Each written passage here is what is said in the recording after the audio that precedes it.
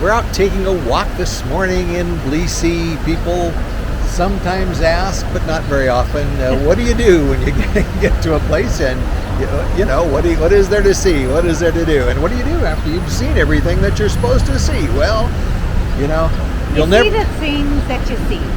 That's right. You'll never see everything, and so we walk around, see new things. And we are in a place, actually we've been before.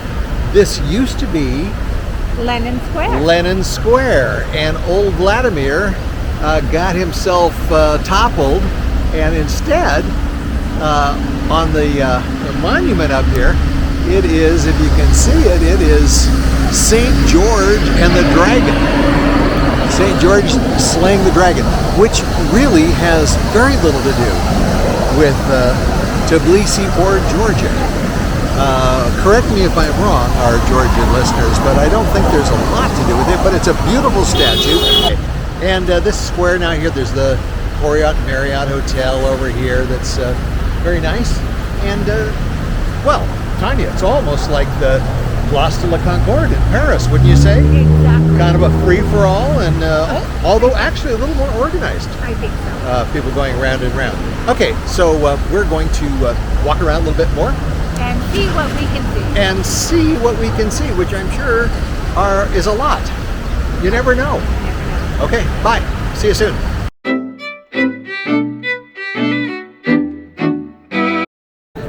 Well, we're here on the streets of TBILISI right now, and we're in the middle of a demonstration that's underway that is pro-government and protesting the former government, Saakashvili. Saakashvili, as you may or may not know, had been living in Ukraine and came back here about a month ago or so, was promptly, or within after a week or so, was arrested, and for the last 27 days he's been on a hunger strike. And I guess the issue right now, he wants to be taken to a private hospital, and the government wants to send him to a military or government hospital, and the government's afraid that if he goes to a private hospital in some way, he'll find a way to escape. And of course, then his supporters are afraid if he goes to the government hospital, then perhaps he may meet his end. Anyway, there are literally thousands of people. They've been gathering all day on Rustaveli Avenue, which is the main thoroughfare of TBILISI, and there are hundreds of police officers, but it's very peaceful. It's not like something with the Proud Boys against Antifa, anything like that. It's very peaceful. People are carrying flags, and so this is a pro-government crowd.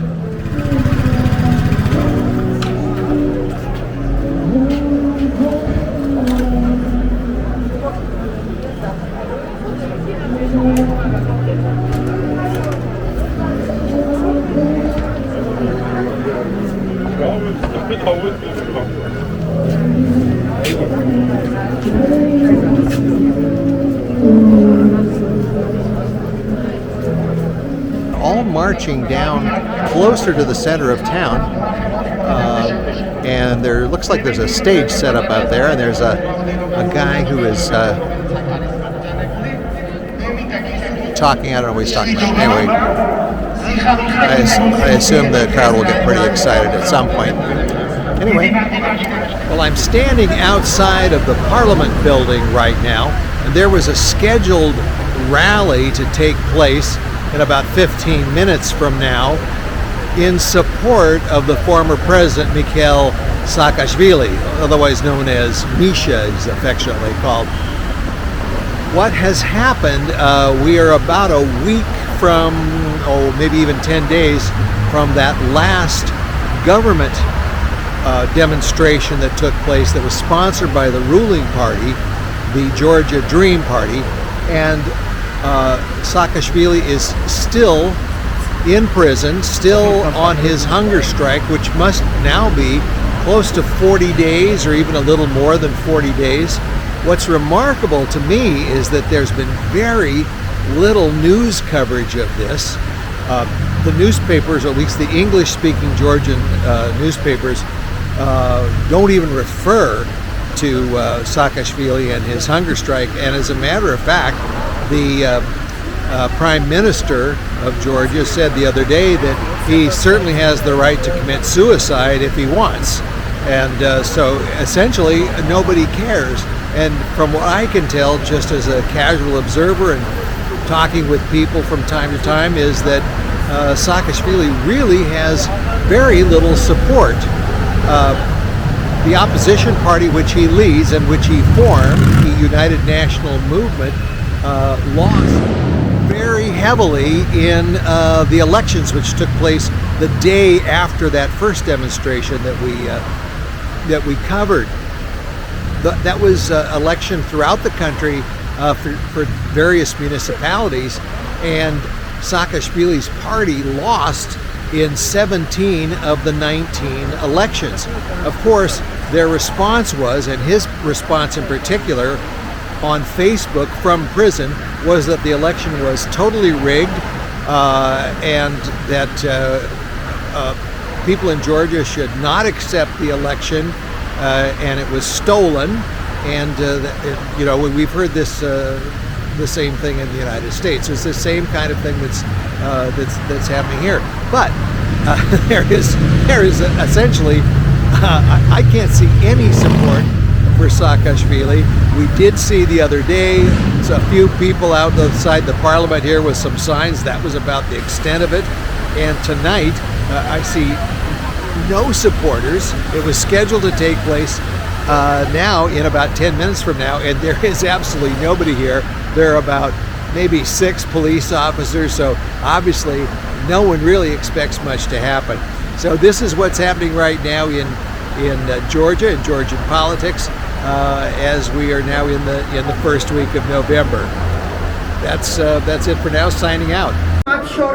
Well, the situation here in front of the parliament is certainly much different than it was last night. The representatives of the United National Movement had said that if Saakashvili was not released from prison to go to a civilian hospital, that they would begin continual nationwide protests, and that's exactly what's happening. So there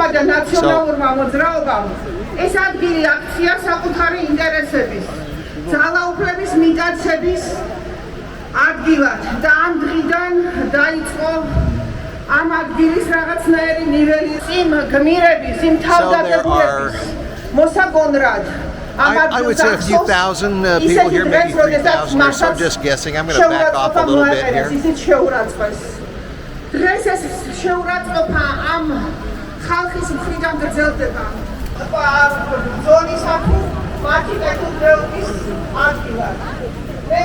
Certainly the media is all here tonight, and it's the event's being very well covered. There's a stage set up in front of Parliament, so it's much better organized than the essentially nothing that happened last night. That's what's going on here tonight in TBILISI. It's sort of democracy at work in the Republic of Georgia.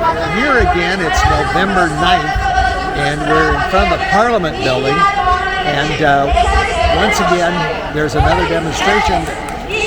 Apparently last night there was a huge one of about 40,000 people, which I completely missed. The previous night I was here, and as you remember, there was hardly anybody here, nothing going on. But now, there are probably, I don't know, maybe 5,000 people or so, wouldn't you say? Something that's hard to estimate. So the thing is Misha's been transferred to a